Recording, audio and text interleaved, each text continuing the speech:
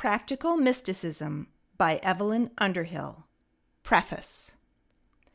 This little book, written during the last months of peace, goes to press in the first weeks of the Great War. Many will feel that in such a time of conflict and horror, when only the most ignorant, disloyal, or apathetic can hope for quietness of mind, a book which deals with that which is called the contemplative attitude to existence is wholly out of place. So obvious, indeed, is this point of view that I had at first thought of postponing its publication.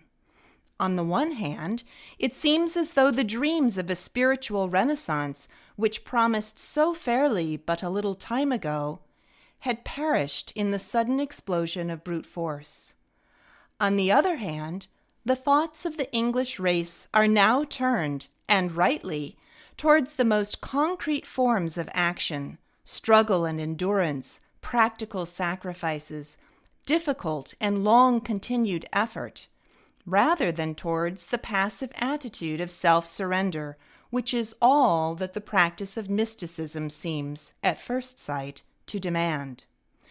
Moreover, that deep conviction of the dependence of all human worth upon eternal values, the immanence of the divine spirit within the human soul, which lies at the root of a mystical concept of life, is hard indeed to reconcile with much of the human history now being poured red hot from the cauldron of war. For all these reasons, we are likely during the present crisis to witness a revolt from those superficially mystical notions which threaten to become too popular during the immediate past. Yet the title deliberately chosen for this book, that of Practical Mysticism, means nothing if the attitude and the discipline which it recommends be adapted to fair weather alone. If the principles for which it stands break down when subjected to the pressure of events, and cannot be reconciled with the sterner duties of the national life. To accept this position is to reduce mysticism to the status of a spiritual plaything. On the contrary, if the experiences on which it is based have indeed the transcendent value for humanity which the mystics claim for them, if they reveal to us a world of higher truth and greater reality than the world of concrete happenings in which we seem to be immersed, then that value is increased rather than lessened when confronted by the overwhelming disharmonies and sufferings of the present time.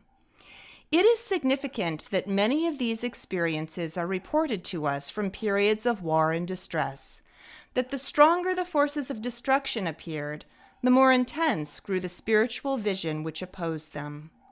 We learn from these records that the mystical consciousness has the power of lifting those who possess it to a plane of reality which no struggle, no cruelty can disturb, of conferring a certitude which no catastrophe can wreck.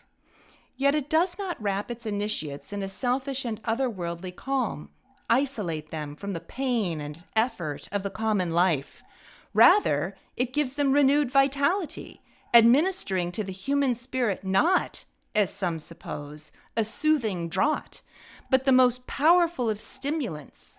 Stayed upon eternal realities, that spirit will be far better able to endure and profit by the stern discipline which the race is now called to undergo than those who are wholly at the mercy of events, better able to discern the real from the illusory issues, and to pronounce judgment on the new problems, new difficulties, new fields of activity now disclosed.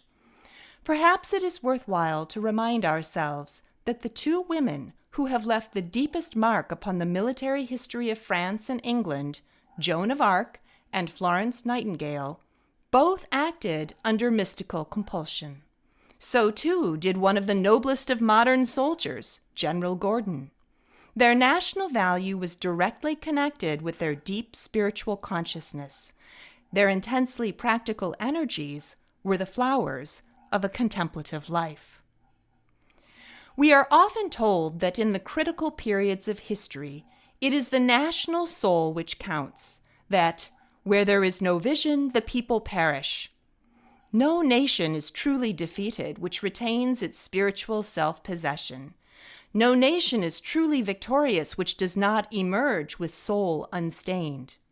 If this be so, it becomes a part of true patriotism to keep the spiritual life, both of the individual citizen and of the social group, active and vigorous.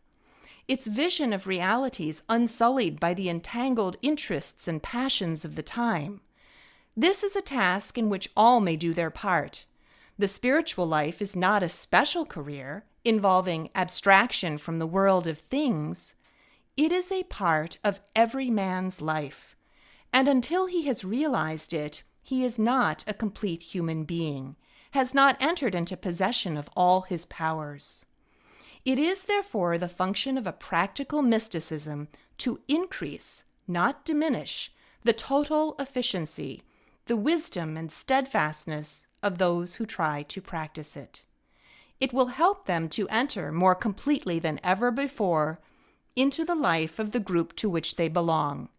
It will teach them to see the world in a truer proportion, discerning eternal beauty beyond and beneath apparent ruthlessness. It will educate them in a charity free from all taint of sentimentalism. It will confer on them an unconquerable hope and assure them that still, even in the hour of greatest desolation, there lives the dearest freshness deep down things. As a contribution, then, to these purposes, this little book is now published. It is addressed neither to the learned nor to the devout, who are already in possession of a wide literature dealing from many points of view with the experiences and philosophy of the mystics. Such readers are warned that they will find here nothing but the restatement of elementary and familiar propositions and invitations to a discipline immemorially old.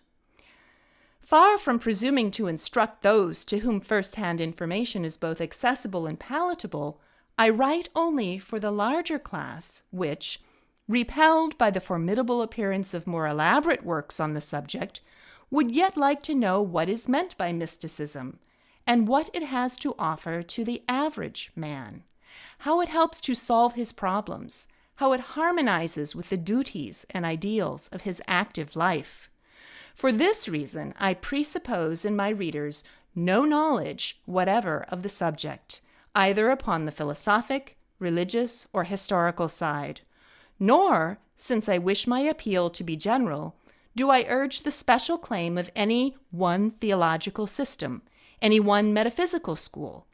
I have merely attempted to put the view of the universe and man's place in it, which is common to all mystics, in plain and untechnical language, and to suggest the practical conditions under which ordinary persons may participate in their experience.